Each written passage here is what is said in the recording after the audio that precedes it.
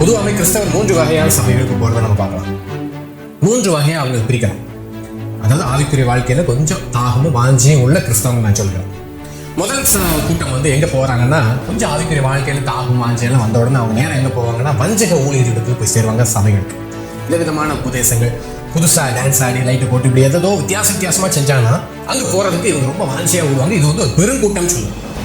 அடுத்த 2வது ஒரு கூட்டம் இருக்கிறது. அவங்க எப்படிப்பட்ட சபைகளை தேர்ந்தெடுப்பாங்கன்னா, செழிப்பு உபதேசம். எங்க நல்ல செழிப்பு உபதேசம் இருக்குது, நீ இன்னும் பெருகுவாய், இன்னும் மேன்மை அடைவாய், ஆபிரகாமை போல மாறப்போகிறாய், நீ சாலமோனை போல ஐஸ்வர்யவனாய் மாறப்போகிறாய் சொல்லி இப்படி அவங்களுக்கு உபதேசம் கொடுத்து அவங்க இன்னும் வீடுகள் கட்டணும், இன்னும் வயல்கள் வாங்கணும், இன்னும் தங்கத்தை சேர்க்கணும், இன்னும் சொத்து சேர்க்கணும். இப்படி இவங்களுக்குள்ள இருக்கிற அந்த தீராத உலகத்தின் பசி இந்த செழிப்பு உபதேசிக்கு பின்பாக ஓட வைக்கிறோம். 3வது ஒரு கூட்டம் இப்படிப்பட்ட சபைகளை பார்த்து போவாங்கன்னா, ஆறுதலின் சபைகள் எங்க கிடைக்கும், எங்க ஆறுதலின் வார்த்தைகள். இந்த 3வது பிரிவை குறித்து இந்த செய்தியில பார்க்க போறோம். ஏன்னா இந்த 3வது பிரிவு வந்து ஒருவேளை அவங்க வந்து நல்ல உண்மையான ஊழியர்களாக இருக்க வாய்ப்பு உண்டு, நேர்மையான ஊழியம் செய்வார்கள். இந்த ஆறுதல் ஊழியம் வந்து உண்மையிலே வந்து இன்னைக்கு ரொம்ப தேவையானதா அப்படின்னு கேட்டீங்கன்னா, ஆறுதல் வந்து ஊழியத்துல தேவைதான். எங்க ரொம்ப அதிகம் தேவைப்படுதுன்னா, சுவிசேஷ ஊழியத்துல ஆறுதல் ரொம்ப தேவைப்படும். நீங்க சுவிசேஷம் சொல்லும் போது அங்க வந்து பாவ மன்னிப்பு, மனம் திரும்புதல், ஆறுதல், நியாயத்துக்கு இதெல்லாம் சேர்ந்துதான் சுவிசேஷ ஊழியம். சுவிசேஷ ஊழியத்தில் இதெல்லாம் இருக்கணும். ஏன்னா பல ஜனங்கள் பல விதங்களில் நொறுக்கப்பட்டு சத்தியத்தை அறியாததுனால அவங்க தேவனுடைய வழிகளை விட்டு விலகி அந்நிய காரியங்களில் போய் பிசாசின் போராட்டத்திலும் பிசாசின் பிரச்சனையில் சிக்கி தவித்து அவங்க செய்வதறியாது திகைத்து கொண்டிருக்கிற கோடிக்கணக்கான ஜனங்கள் ஆறுதலின்றி தவித்துக்கிட்டு இருக்கிறாங்க. அவங்களுக்கு நிச்சயமாக சுவிசேஷ ஊழியத்தில் ஆறுதலும் இருக்கணும். அவங்களுக்கு ஆறுதலும் சொல்லணும். கிறிஸ்துவினால் உண்டாகிற சமாதானத்தை அவங்க காண்பித்து கொடுக்க வேண்டும். சிலுவை வரும்போது அவங்க கிடைக்கிற அந்த ஒரு மீட்பு என்னது, நித்திய ஜீவன் காண்பித்து கொடுக்க வேண்டும். ஆனால் சபைகளுக்குள்ள வரும்பொழுது நீங்கள் என்ன செய்ய வேண்டும்? 2 தீமோத்தேயு புத்தகத்திலே 4வது அதிகாரத்தில் 2வது வசனம் 3வது வசனத்தை வாசிக்கிறேன். சமயம் வாய்த்தாலும் வாய்க்காவிட்டால் ஜாக்கிரதையாய் திருவசனத்தை பிரசங்கம் பண்ணு. எல்லா நீடிய சாந்தத்தோடும் உபதேசத்தோடும் கண்டனம் பண்ணி கடிந்து கொண்டு புத்தி சொல்லு. ஏனென்றால் அவர்கள் ஆரோக்கியமான உபதேசத்தை பொறுக்க மனதில்லாமல் செரித்தின உள்ளவர்களாகி தங்கள் சுய இச்சைகளுக்கு ஏற்ற போதகர்களை தங்களுக்கு திரளாக சேர்த்து கொண்டு, அடுத்த 4வது வசனத்துல சத்தியத்துக்கு செவியை விலக்கி கட்டுக்கதைகளுக்கு சாய்ந்து போகும் காலம் வரும். இது தீமோத்தேயுவுக்கு எழுதக்கூடிய ஒரு முக்கியமான செய்தி. தீமோத்தேயு வந்து ஒரு பெரிய சபையினுடைய ஒரு லீடர். அவர் பல சபைகளுக்கு ஒரு லீடராக இருக்கக்கூடியவர் தீமோத்தேயு. தீமோத்தேயு எழுதும் சொல்றாரு, சமயம் வாய்த்தாலும் வாய்க்காவிட்டாலும் ஜாக்கிரதையாய் திருவசனத்தை பிரசங்கம் பண்ணு. இந்த ஜாக்கிரதையாய் பிரசங்கம் பண்ணுகிறது அப்படின்றது தான் இன்னைக்கு நமக்கு இருக்கிற பெரிய ஒரு பிரச்சனையே. ஏன்னா நமக்கு மனசுக்கு எது உபதேசமோ, மனசுக்கு எது வருகிறதோ அதெல்லாம் உபதேசம் பண்ணிக்கிட்டு இருக்கிறோம். நம்ம இன்னைக்கு எது வித்தியாசமா இருக்குதோ, கொஞ்சம் புரிந்து கொள்வதற்கு கடினமா எந்த வேத பகுதி இருக்கோ அதை ஒரு வித்தியாசமான உபதேசமா கொண்டு வந்து ஜனங்களை வஞ்சிக்கிறத தான் இன்னைக்கு ஜாஸ்தி பார்க்க முடியுது. ஆனா இந்த தீமோத்தேயு எழுதிய சமயம் வாய்த்தாலும் வாய்க்காவிட்டாலும் ஜாக்கிரதையா திருவசனத்தை பிரசங்கம் பண்ணி, ஆரோக்கியமான உபதேசம் சொல்லி இங்க வார்த்தை வந்து சவுண்ட் டாக்டர், ஆரோக்கியமான உபதேசத்தை பொறுக்க மனதில்லாமல்ன்ற வார்த்தையை நல்லா கவனிச்சுக்கோங்க. ஏன்னா அந்த ஆரோக்கியமான உபதேசம் உங்களுக்கு நேரம் கடந்து வரும்பொழுது உங்களால் அதை ஏற்றுக்கொள்ள முடியாது. உங்க மாம்சத்துல அதை நீங்க அக்செப்ட் பண்ணவும் முடியாது. உங்களுடைய ஆவியில அந்த வசனங்கள் கிரியை செய்ய ஆரம்பிக்கும் போது உங்களுடைய நிறைய வாழ்க்கையினுடைய காரியங்கள் அது பாதிக்கும். உங்க சுய இச்சைகளை அது பாதிக்கும், உங்க சுய விருப்பத்தை அது பாதிக்கும், உங்க சுய வழிகளை அது பாதிக்கும்.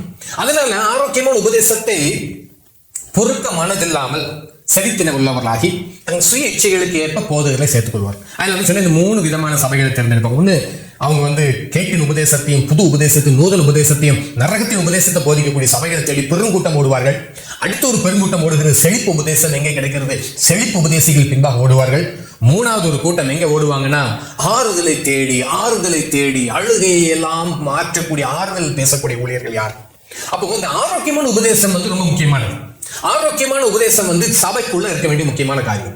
சபைக்குள்ள என்ன ஜனங்களுக்கு போதிக்கப்பட வேண்டும், சபைக்குள்ள என்ன ஜனங்கள் சத்தியத்தை கொடுக்க வேண்டும், சபைக்குள்ள என்ன சொல்லணும்னு சொல்லி இந்த நிருபங்கள்ல முழுக்க இருக்கிறது போற அதுதான். அப்போஸ்தலர் நடவடிக்கைகள் இருந்து பாத்தீங்கன்னா சபைக்கு எப்படி இருக்க வேண்டும், சபைக்கு நீங்க சொல்ல வேண்டிய சத்தியம் என்னது, எல்லாம் தெளிவா வேதம் காண்பித்து தருகிறது. எபிரேயர்ல 5வது அதிகாரத்துல 13ஆம் வசனம் எப்படியா வாசிக்கிறோம். எபிரேயர் 5வது அதிகாரத்துல 13ஆம் வசனத்துல, பால் உண்கிறவன் குழந்தையா இருக்கிறபடினாலே நீதியின் வசனத்தில் பழக்கம் இல்லாதவனா இருக்கிறான். நல்ல இங்க ஆண்டவருடைய சபைக்குள்ள இருக்கிற ஜனங்களை காண்பித்து தருகிறார் ஆவியானவர். பால் உண்கிறவன் குழந்தையா இருக்கிறபடினாலே நீதியின் வசனத்தில் பழக்கம் இல்லாத இருக்கிறான். பலமான ஆகாரமானது நன்மை தீமை இன்னதென்று பயிற்சியினால் பகுத்தறியத்தக்கதாக முயற்சி செய்யும் ஞானோதரியங்களை உடையவர்களாகிய பூரண வயது உள்ளவர்களுக்கே தாகும். ஏன்னா அவங்க பால்ல வளர்ந்துகிட்டு இருக்கிறாங்கன்ற ஒரு அர்த்தம். பால்ல அவங்க வாழ்ந்துகிட்டு இருக்கிறாங்க. ஒருவேளை ஒரு குழந்தை ஒரு வயது 2 வயது வரைக்கும் அதிகபட்சமாக பால் குடிக்கிறதை எல்லாருமே ஏற்றுக்கொள்வார்கள். ஆனா அதுக்கப்புறம் வெறும் பாலே குடித்துக்கிட்டு இருக்கிறதுனா அந்த குழந்தை உள்ள நோய்வாய்ப்பட்டதா இருக்க வேண்டும், இல்லைன்னா பெற்றோருக்கு புத்தி சரியில்லாமல் இருக்க வேண்டும். இது ரெண்டு ஏதாவது ஒன்றா இருக்கும். ஏன்னா அடுத்த குழந்தைக்கு அவங்க ஆரோக்கியமான உணவுகளை கொடுக்க ஆரம்பிக்கணும். ஆனா இன்னைக்கு நான் சொல்லுவேன், பெரும்பாலான கிறிஸ்தவர்கள் குழந்தைகளாவே தான் இருக்கிறாங்க. குழந்தைகள் தான் இன்னும் பால் குடிக்கிறதுக்கு தான் ஓடிக்கிட்டு இருக்கிறாங்க.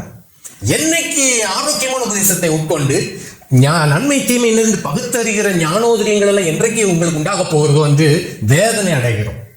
ஏன் இந்த குழந்தைகள் பால் குடிக்கிறவங்க ஆறுதலை தான் தேடிக்கிட்டு இருப்பாங்க. ஏன் ஆறுதல் ஊழியங்களை அவ்வளவு என்ன பெரிய தப்பு? ஆறுதல் ஊழியம் சரியில்லையான ஆறுதல் ஊழியம் நான் மீண்டும் சொல்லுகிறேன், சுவிசேஷத்தில் இருக்க வேண்டும். சபைகளில் ஒரு குறிப்பிட்ட சதவீதம் இருக்கலாம். உள்ள வரக்கூடிய ஒருத்தர் ஒரு பிரச்சனையோட வரலாம், அவங்களுக்கு ஆறுதல் தேவை. ஆனா இயேசு கிறிஸ்து தம்மோடு கூட இருந்த ஜனங்களோட, தம்மோடு கூட சீஷர்களுக்கும் சரி, தம்மோடு கூட இருந்த ஒவ்வொருவருக்குமே பாத்தீங்கன்னா அவர் எந்த இடத்துல பாத்தீங்கன்னா அவங்களோட கொஞ்சம் கடிந்து கொண்டவர்களாகவும் கண்டிப்பாகவும் நடந்தார். ஏன்னா உபதேசம் அப்படிதான் இருக்கணும். அது கடிந்து கொள்ளுதலும் கண்டனம் பண்ணி கடிந்து கொள்ளுதலா இருக்க வேண்டும். சபைக்குள்ள வந்து எச்சரிப்பின் சத்தம் இருக்க வேண்டும், கடிந்து கொள்ளுதல் இருக்க வேண்டும், கண்டிப்பு இருக்க வேண்டும், ஒழுக்கம் இருக்க வேண்டும், ஒழுங்கு இருக்க வேண்டும், உண்மை இருக்க வேண்டும். இதெல்லாம் சபைக்குள்ள இருக்கணும். ஆனா ஒவ்வொரு நாளும் இப்படி ஆறுதலையே தேடிக்கிட்டு இருக்கிற குழந்தைகள், இந்த ஆறுதலை தேடுமை என்ன நடக்குதுன்னு நடக்கிற ஒரு காரியத்தை நான் காண்பித்து இருக்கிறேன். எந்த ஒரு மனுஷனுக்கு சுயம் சாகலையோ, சுயம் உள்ள சாகடிக்கப்படாமல் இருக்கும் போது இதுக்கு ரொம்ப தேவைப்படுகிறது, ஆறுதல் தேவைப்படும். ஏன்னா இந்த சுயம் அநேகர் இன்னைக்கு உபதேசத்தை கொடுக்கறதே கிடையாது. சுயத்தை பத்தி போதிக்கிற ஊழியர்கள் ரொம்ப கம்மி. ஏன்னா இந்த சுயம்ன்றத ஜனங்களுக்கு நம்ம காட்டி கொடுக்காட்டி அவங்க ரொம்ப ஆறுதல் தேடுவாங்க. சுயம் சொல்லும் நீ வெக்கப்படாம இருக்கணும், இந்த சுயம் சொல்லும் நீ வெக்கப்படாம இருக்கணும். அநேக ஜோகனும் ஆண்டரை என்னை வெக்கப்படுத்த விட்டாத்துருங்க, எங்க வெக்கப்படக்கூடாது, நாங்க வெக்கப்படக்கூடாது அப்படின்னு சொல்லி திருப்பி கேட்பாங்க. என்ன நோக்கம்னா இவங்களுக்குள்ள இருக்கிற சுயம், இவங்களுக்குள்ள இருக்கிற இமேஜ் டேமேஜ் ஆகக்கூடாது, இவங்களை குறித்து மற்ற ஜனங்களுக்கு இருக்கக்கூடிய சில பார்வைகள்ல எந்த விதமான பெசகு வந்துடக்கூடாதுன்னு சொல்லி இந்த சுயத்துக்கு தீனி போடுகிறது தான் இந்த ஆறுதலின் பிரசங்கங்கள் நிறைய நேரத்தில் மாறிவிடுகிறது. ஆறுதல் பிரசங்கம் இருக்கும்போது அவங்க நிச்சயம் சுயத்துக்கு சாகவே முடியாது. ஏன் சொல்லி உங்களுக்கு கொஞ்சம் வசனங்களை காண்பித்தரேன். ஆறுதலும் பிரசங்கமும் ஆறுதலும் வெறும் பால் மாத்திரம் குடிச்சிட்டு இருக்கிற கிறிஸ்தவங்க ஆவிக்குரிய பலவீனம் கொண்டவங்க இருப்பாங்க. அவங்க ஆவிக்குரிய வாழ்க்கையில அவங்க எந்த விதத்தை அவங்க ஸ்டெடியா நிக்க முடியாது. ஒரு சின்ன பிரச்சனை வந்தாலும் அவங்க கலங்கி போயிடுவாங்க. அவங்க ஒரு சின்ன பிரச்சனையை ஃபேஸ் பண்றதுக்கு ரெடியா இருக்க மாட்டாங்க. அவங்க எந்த இடத்துல இயேசு கிறிஸ்துவை மறுதலிக்கிறதுக்கு அவங்க ரெடியா இருப்பாங்க. உயிருக்கே ஆபத்து வருதுன்னு தெரிஞ்சுன்னா இயேசு கிறிஸ்துவும் எங்களுக்கு சம்பந்தம் இல்லைன்னு எழுதி கொடுத்துட்டு போயிடுவாங்க. ஏன்னா சுயம் உள்ள கிடக்குது. சுயத்துக்காக தான் ஆண்டரை தேடினாங்க, சுயத்துக்காக வேண்டிய அவங்க பிரசங்கங்களை கேட்டாங்க. அடுத்து இந்த ஆறுதல் பிரசங்கத்தை மாத்திரம் கேட்கிறவங்க தேவ சித்தத்தை செய்யவே மாட்டாங்க, தேவ சித்தத்தை தவற விட்டுருவாங்க.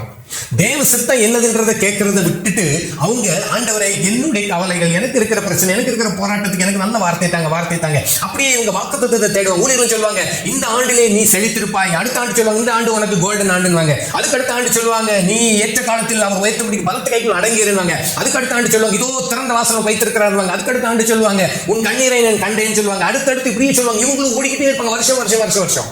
விமோசனம் என்ன, முடிவு என்ன, இவங்க கிறிஸ்துவுக்குள்ள வந்ததுனால என்ன பிரயோஜனம், இவங்க ஆண்டரை தேட ஆரம்பிச்சதுக்கு அப்புறம் இவங்க வாழ்க்கையில என்ன தேவ சுத்தம் செய்ய ஆரம்பித்தார்கள் ஒண்ணுமே இருக்கு.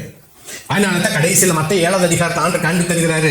7வது அதிகாரம் 21 வசனத்துல பரலோகத்தில் இருக்கிற பிதாவின் சித்தத்தின்படி செய்கிறவனே பரலோக ராஜ்யத்தில் பிரவேசிப்பானே அல்லாமல் என்னை நோக்கி கர்த்தாவே கர்த்தாவே சொல்லுகிறேன் அதை பிரவேசிப்பதில்லை. 22 வசனம் அந்நாளில் அநேகர் என்னை நோக்கி கர்த்தாவே கர்த்தாவே உமது நாமத்தினால் தீர்க்க தரிசனம் உரைத்தோம் அல்லவா, உமது நாமத்தினால் பிசாசில் துரத்தினோம் அல்லவா, உமது நாமத்தினால் அநேக அற்புதங்களை செய்தோம் அல்லவா என்பார்கள். அப்பொழுது நான் ஒரு காலம் உங்களை அறியவில்லை, அக்கிரம செய்கைக்காரரே என்னை விட்டு அகன்று போங்கள் என்று அவர்களுக்கு சொல்லுவேன். கடைசி நாட்கள் கூட்டம் இப்படி நிறைய காரியம் சொல்றேன். ஏன்னா இவங்க தேவ சித்தம் செய்யறதை விட்டுட்டாங்க. தேவ சித்தம் இவங்களும் செய்யல.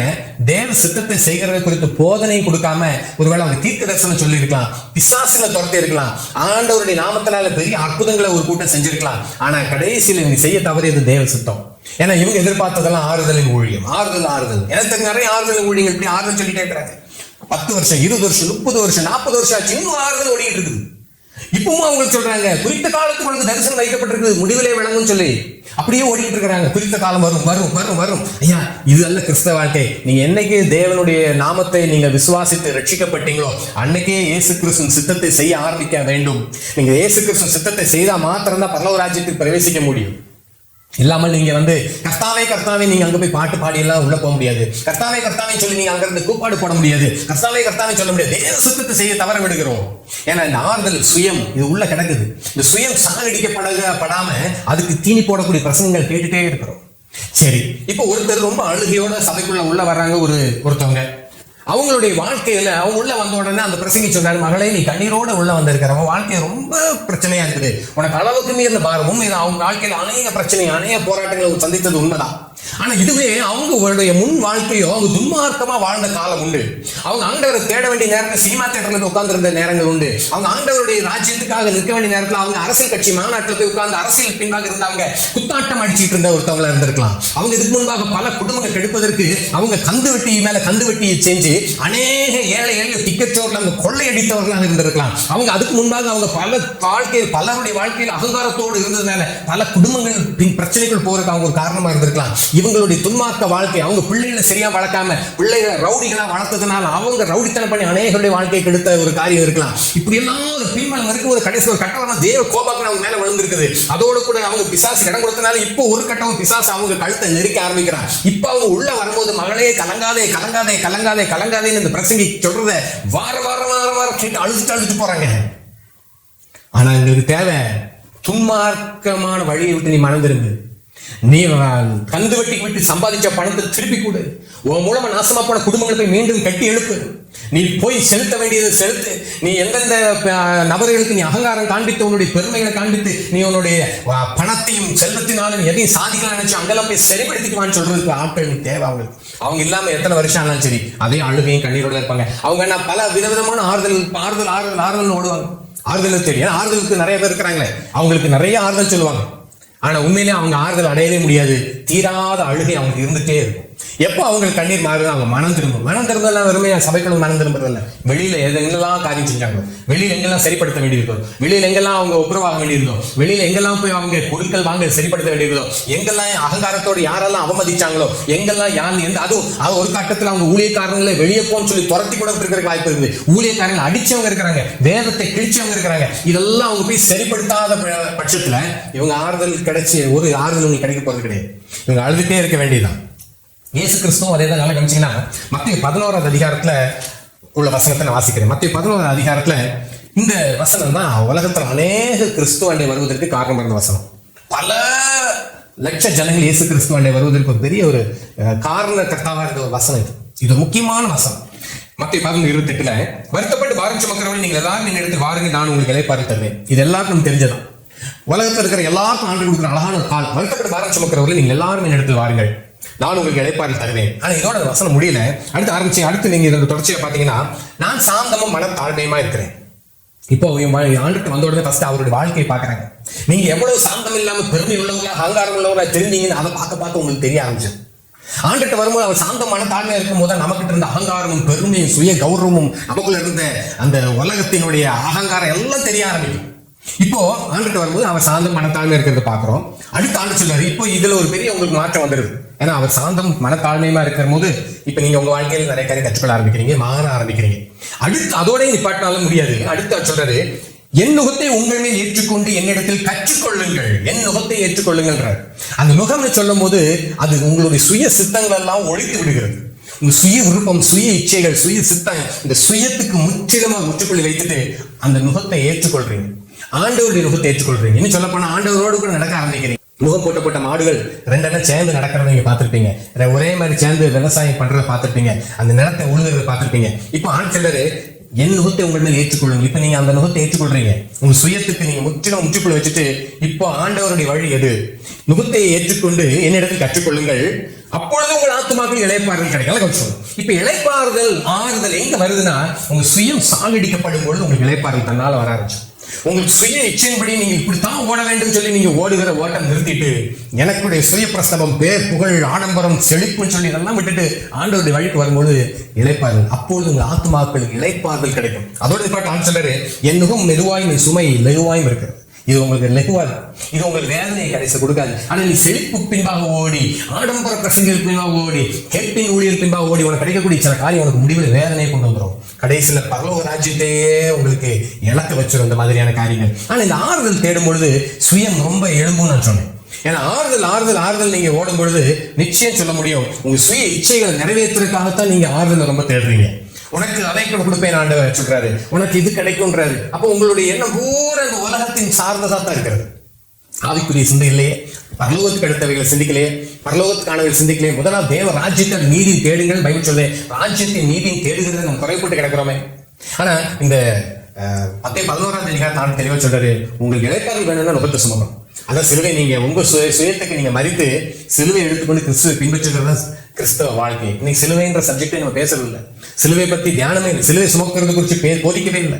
ஆனா பைபிளை நீங்க எடுத்தீங்கன்னா ஆறுதலான வசனங்கள் சொல்லி ரொம்ப தயாரா இருக்கு. இந்த மத்திய 14 அதிகாரத்துல இருந்து வருத்தப்பட்டு பாருன்னு சுமக்கிறோம்ல. யோவான்ல ஒரு இடத்துல 14 அதிகாரத்துல வரும், சமாதானம் தமிழ் தருகிறேன். பிலிப்பியர் 4 அதிகாரத்துல உங்கள் கவலைகள் எல்லாம் நீங்க அவர் மேல் வைத்து விடுங்கள். இப்படி சில 4-5 வசனம் இருக்கும். ஆனா பேதுரு சொல்லுவாரு, அவருடைய பலத்தை கைக்குள் நீங்கள் அடங்கி இருங்கள்வாரு. ஆனா அந்த சீஷர்கள் அவங்களுடைய நாட்கள்ல அவங்க எல்லாம் ஆறுதல் படுத்துறது யாருக்குன்னா, அன்றைய நாட்கள்ல இருந்து கிறிஸ்தவர்களுடைய உபத்திரவம் வந்து கொஞ்சம் நஞ்சம் கிடையாது. நல்லா கவனிச்சுக்கோங்க. அவங்க சுயத்துக்காக அழுத கூட்டம் அல்ல. அன்றைக்கு ரோம சாம்ராஜ்யத்தின் நாட்களிலே நீங்கள் இயேசு கிறிஸ்துவை ஏற்றுக்கொண்டால் உங்களுடைய வேலை போயிடும், உங்க தொழில் போயிடும், உங்களுக்கு இருக்கிற சொத்துக்கள் போயிடும், உங்களுடைய வீடுகள் போயிடும், எல்லாம் போயிடும். அவன் 2 காரியம் அவங்க முடிவெடுக்கணும். இயேசு கிறிஸ்துக்குள்ள நான் வந்தேன்னா இது எல்லாம் போயிடும். உங்களுடைய ஊர் கூட நீங்க இருக்க முடியாது. ஆக்கிலா பிரிஸ்கல்லாவை திடீர்னு சொல்லிடுவாங்க, ரோமாபுரியை விட்டு போ அப்படின்றான் ராயன்.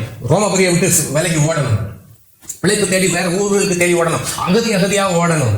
இப்படி அந்த நாட்கள் அவ்வளவு ஒரு நெருக்கடியான நாட்கள்.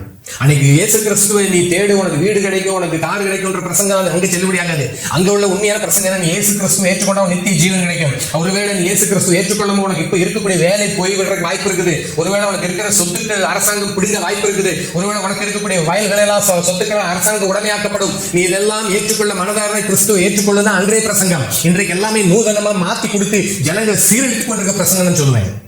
அன்னைக்கு இயேசு கிறிஸ்துவை ஏற்றுக்கொண்டா அவனுக்கு எல்லாமே போயிடும். அப்படிதான் இருந்துச்சு அன்றைய சர்வாதிகார ஆட்சி. அந்த மத்தியில் தான் 5000 பேர் ரட்சிக்கப்பட்டாங்க, 3000 பேர் ரட்சிக்கப்பட்டாங்க.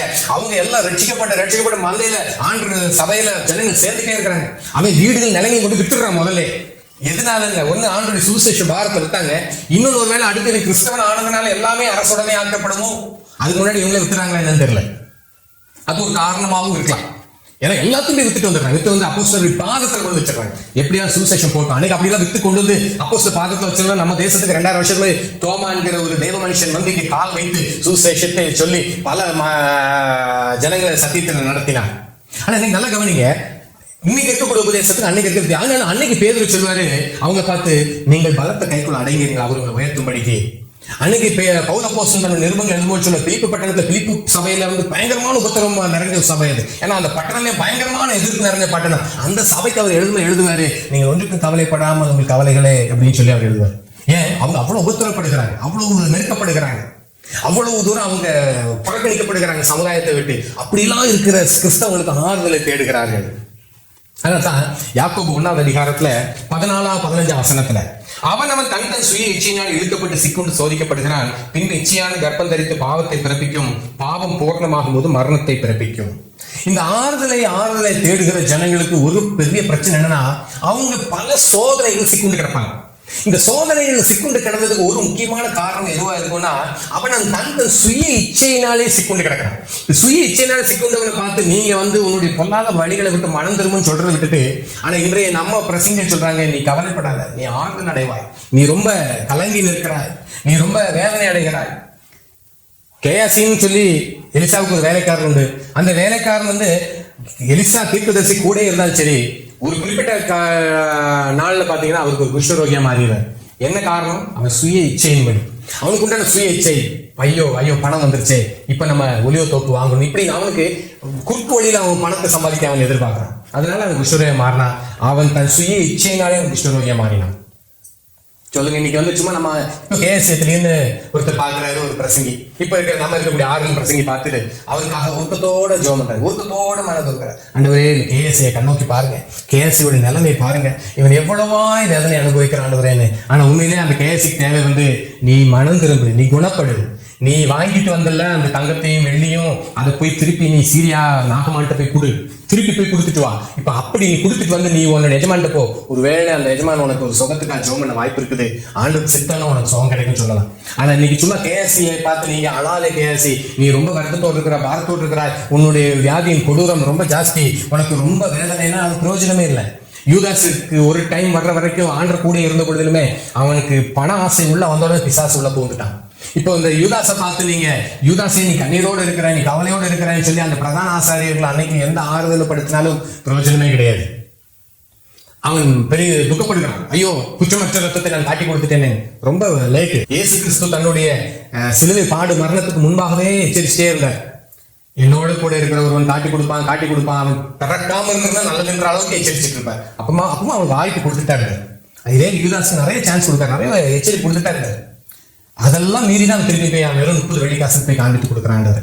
கடைசியில் அவன் வேதனையிலும் துன்பத்திலையும் அவனுக்கு ஒரு சாவு கூட நல்ல சாவு கிடைக்காது. யோசிச்சுக்கோங்க. ஆனா இப்போ யூதாஸுக்கு என்ன ஆறுதல் தேவை? நீ போய் சரிப்படுத்துன்றதுதான் ஆறுதல் தான் நீ தேவை. பவுல் அப்போஸ்தலனுடைய வாழ்க்கையில அவர் நிறைய பிரச்சனைகளை கடந்து வருவார். 2 கொரிந்தியர் புத்தகத்துல 1வது அதிகாரத்தை திருப்பிக் கொள்வோம்.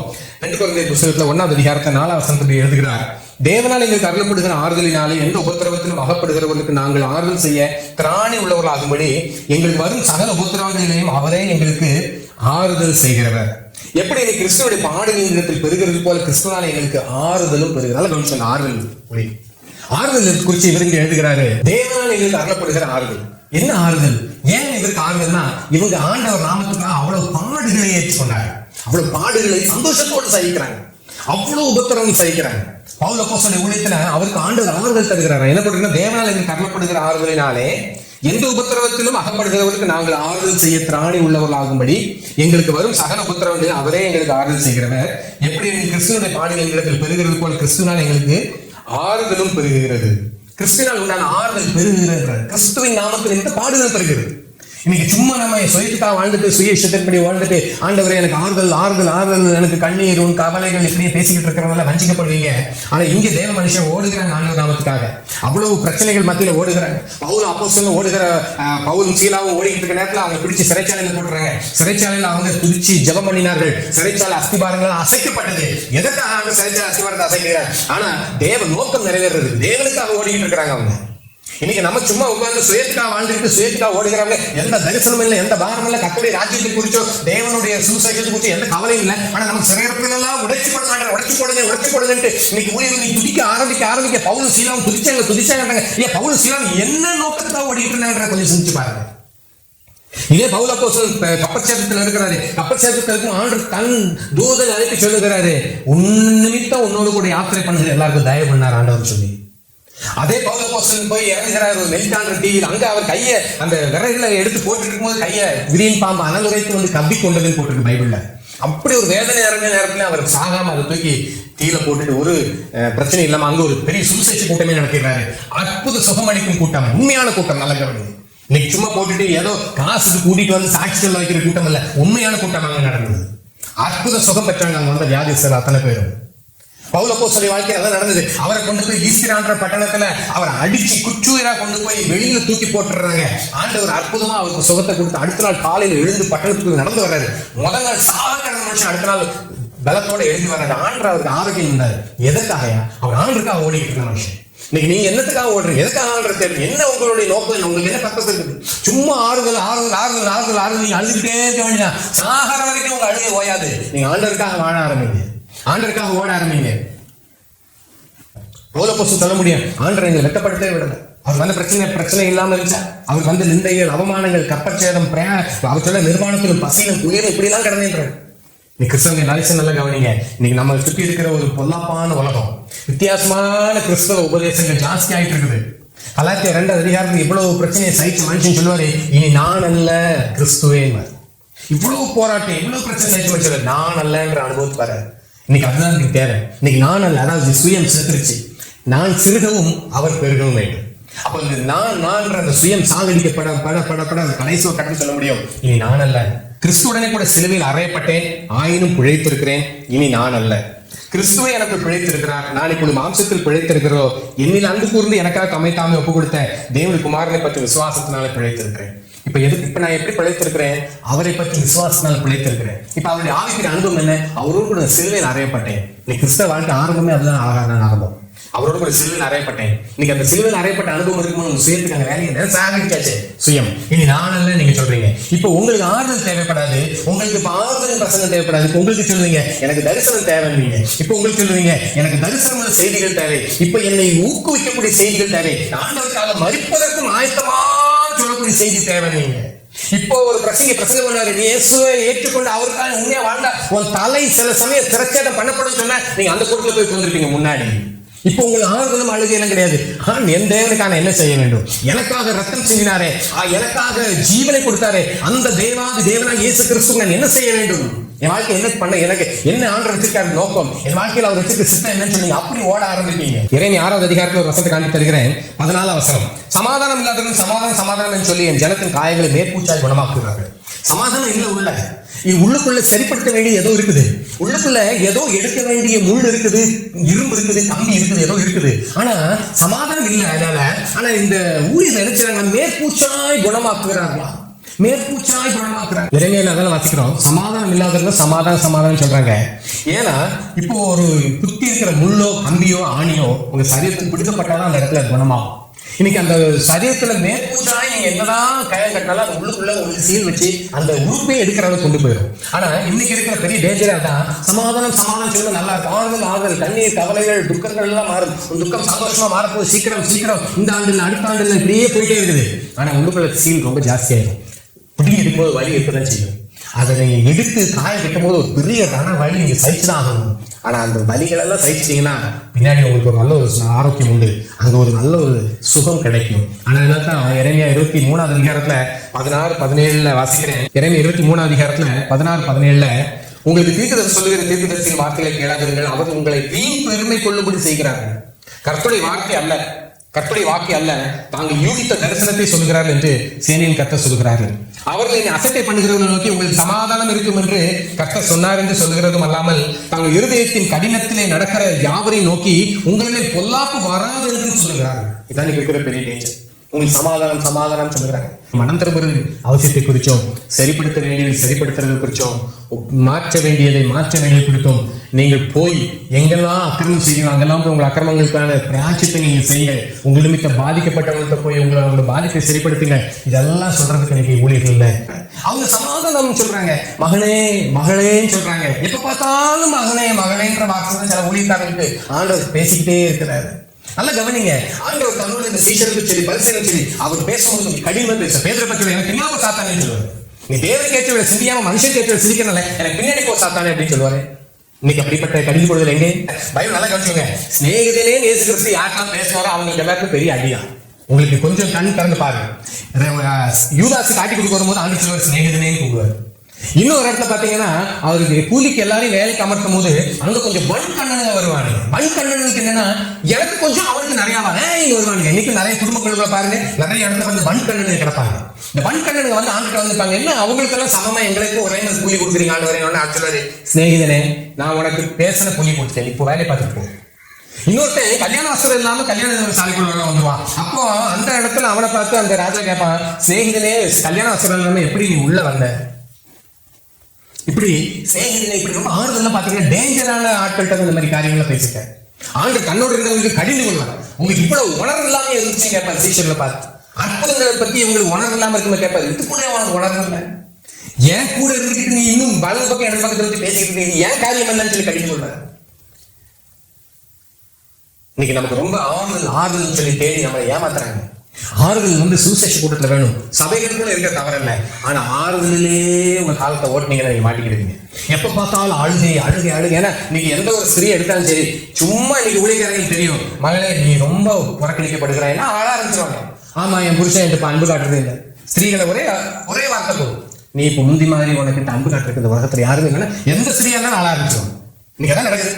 அவங்க உடனே ஆறுதல் தெரியுவாங்க, மகளே உனக்கு இது கிடைக்க போகுது, நீ இடம் கொண்டு பெருக போகிறாய், நீ சத்துருக்களுடைய கூடாரத்தை போய் சுதந்திரிக்க போகிறாய், நீ அதை செய்யற இதை பண்ண போற இதை பண்ண போற இதை பண்ண போறாய் எல்லாம் சுத்தி சுத்தி ஏசையாவிலே தான் இருக்கும். அப்ப ஏசியா தீர்க்கதரிசி புத்தகத்துல இன்னும் கடினமான வார்த்தை இருக்குது. அலறுங்கள் கர்த்தருடைய நாள் சமீபத்தில் அவர் பேசிப்பார், அதை எடுக்க மாட்டாங்க. விபச்சாரம் பிறந்த சந்ததி யாரையும் ஏசாயா சொல்லுவார், அதை எடுக்க மாட்டாங்க. பொல்லாத துன்மாற்றத்துக்கு சமாதானம் இல்லைன்னு போட்டிருக்கோம், அதை எடுக்க மாட்டாங்க. அங்கேயும் எடுத்து வித்தியாசமா எடுத்து வித்தியாசமா கொடுத்து ஜனங்களை இப்படியே பாலை உண்ணத்தக்கவர்களாக மாற்றிட்டு இருக்கிறாங்க. இந்த பால் உண்ணுகிறவர்களுக்கு நன்மை தீமை இல்லைன்னு பக்கம் தெரியவே முடியாது. இப்படி பாலை உண்ணு நீ அதை பண்ண போற இதை செய்வேன் என்ன செய்வேன் அதை பண்ண இதை பண்ணி ஆள் செய்ய போறாங்க. இன்னொரு நீ கோலியாத்தை நீ வீழ்த்த போற. என்ன கோலியாத்து? உனக்கு கோலியாத்து யாரு? நிறைய பேர்ட்ட கேட்ட மாமியார் தான் கோலியாத்துன்னு, நிறைய மருமகிட்ட கேட்ட மாமியார் மாமியார் மாட்ட கேட்ட மருமகள் கோலியாத்தா. அவங்க என் வாழ்க்கையில் அவன் என்ன பண்ணிட்டான் இதை பண்ணிட்டான் அதை பண்ணிட்டாங்க. ஆனா ஆண்டவருடைய சுவிசேஷத்துக்காக தேவனுக்காக நீங்க ஓடும்போது ஒரு கோலியாத்து வரும்பொழுது நிச்சயம் நீ கோலியாத்தை வீழ்த்துவீங்க.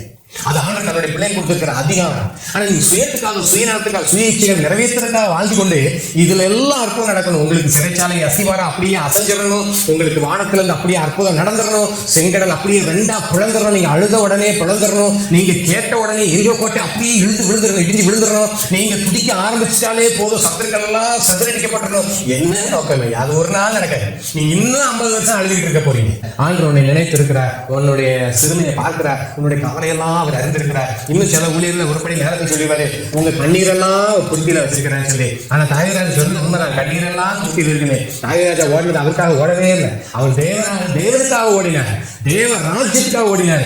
தேவனுக்கென்று இந்த பிரித்தெடுக்கப்பட்ட ஒரு ராஜாங்கத்தின் தலைவராக இருந்து அந்த ராஜ்யத்திலே மேசியா பிறக்க போகிறாரே, அதற்கு ஆயத்தம் பண்ணப்பட்ட ஒரு ராஜ்யம், அந்த ராஜ்யத்தை தேவ சித்தத்துக்கு படி நடத்தணும்னு சொல்லி அவர் அதன் மத்தியில பிரச்சனையை ஜோம் பண்றாரு. அன்றைய கண்ணீர்லாம் துருத்தியில் வைங்க. இன்னைக்கு நம்ம ஏதோ உலகம் ஓடிட்டு சுயத்தின்படி ஓடிட்டு அன்றைய கண்ணீரெல்லாம் துருத்தியில நீங்க வச்சிருக்கிறீங்க, என் கண்ணீரெல்லாம் பார்த்துருக்கீங்கன்னு சொல்லுவாங்க. அது ஒரு பிரயோஜனம் இல்லை. தேவனுக்காகன்றதுதான் முக்கியம். அதற்கு நீங்க இன்னைக்கு செஞ்சு கொடுங்க. பிலிப்பியர் 1ஆம் அதிகாரத்தில் 20 வாசிக்கிறேன். ஏனெனில் கிறிஸ்துவனிடத்தில் விசுவாசிக்கிறதுக்கு மாத்திரமல்ல, அவர் நிமித்தமாக பாடுபடுகிறதுக்கு உங்களுக்கு அருளப்பட்டிருக்கு. அவர் நிமித்தமாக பாடுபடுகிறது உங்களுக்கு அருளப்பட்டிருக்கிறது மட்டும். நான் சொல்ல பிடிக்குமா என்னன்னு தெரியல. நிச்சயம் ஆறுதல் பிரசங்கிகள் இதெல்லாம் எடுக்க போறது கிடையாது. ஆனா உங்களுக்கு நான் காண்பி தருகிறேன், அவர் நிமித்தம் பாடுபடுகிறது அருளப்பட்டிருக்கு. எப்படி பாடுபடுகிறது? நீங்க அவரை ஏற்றுக்கொள்ளும் போது நீங்க அவருடைய சீஷனாக மாறுகிறீர்கள். சீஷத்துவ தரிசனம் இல்லாத எந்த ஒரு சபையா இருந்தாலும் சரி, அது வெறும் ஒரு கூடாரமே, வெறும் ஒரு களியாட்டு கூடாரமே. சீஷத்துவ தரிசனம் கொடுக்கணும் உங்களுக்கு. சீஷத்துவத்தை பற்றி பேசணும். நீ கிறிஸ்துவின் நாமத்துக்காக நீ வாழ்றது குறித்து பேசும்போது கிறிஸ்துவின் நாமத்துக்காக நீங்க பாடுபடுகிறது உங்களுக்கு சேர்ந்தே வரும். அதனால 2 தீமோத்தேயுல வாசிக்கிறோம், அவர் ஆரோக்கியமான உபதேசத்தை கொடுக்க மாட்டேங்கிறாங்க. ஆரோக்கியமான உபதேசம் வந்து கிறிஸ்துவின் நாமத்துக்காக நீ வாழ வேண்டும், கிறிஸ்துவின் நாமத்தை பாடு சகிக்க வேண்டும், கிறிஸ்துவின் நாமத்துக்காக எதை இழக்க கிடையாது. ஆண்டவர் ராஜ்யம் தான் முக்கியம், நீங்க பரலோகம் முக்கியம். இந்த பூமிக்குரிய எல்லாம் அழிந்து போகும் காண்பித்தாங்க. ஆனா இந்த ஆரோக்கியமான உபதேசத்தெல்லாம் பொருத்தமானதுதான். அவங்க ஒரு கூட்டம் வந்து செழிப்பு உபதேசிக்கிறீங்களா, ஒரு கூட்டம் மஞ்சளை உபயோகிக்கிறீங்களா, ஒரு கூட்டம் வந்து வெறும் ஆறுதலே தேடிக்கிறோம். ரொம்ப ஆறுதல் சுயம் சாதிக்கப்படாம எழுச்சிங்கன்னா அது எழுந்திட்டே இருக்குது. சுயம் மீண்டும் மீண்டும் அவங்களுக்கு அது துணை விட்டு எழுந்திட்டே இருக்குது. அதனால அவங்க ஒரு நாளும் அவங்க அந்த சமாதானத்தை அடைய முடியாது. எல்லாத்துக்கும் மேல கடைசியில பரலோகராஜ்யத்துக்கு போய் நிற்கும் போது பரலோகத்திற்கு சித்தத்தின்படி செய்கிறவங்க தான் பரலோகராஜ்யத்தை பிரவேசிக்கும். நல்ல மீண்டும் உங்களுடைய ஆளுக்கு வாழ்க்கை மாற்றம் உண்டாக்கும். நீங்க கர்த்தருக்காக ஓடாதீங்க, சீஷனாக மாறுங்க, சீஷியாக மாறுங்க, ஆண்டவர் ராஜ்யத்துக்காக எல்லாம் செய்யாதீங்க. ஆளும் கடைசி ஆயிடுச்சு. அவன் வரும்பொழுது அவங்களுக்கு அந்த வாழ்க்கைக்கான கணக்கை கேட்பாரு. அவன் கிரியைக்கு தக்க அவனுக்கு பலன் கொடுப்பாரு. நீங்க சேர்த்துக்காக ஓடி சேர்த்துக்காக இந்த கிரியை செஞ்சீங்கன்னா பிரயோஜனமே இல்லை. ஆண்டவர் நமக்காக ஓடி அவருக்காக நீங்க கிரியை செய்யுங்க, அந்த கிரியைக்குள்ள பலன் உண்டு. கர்த்தர் விஷயம் ஆசீர்வதிப்பாராங்க.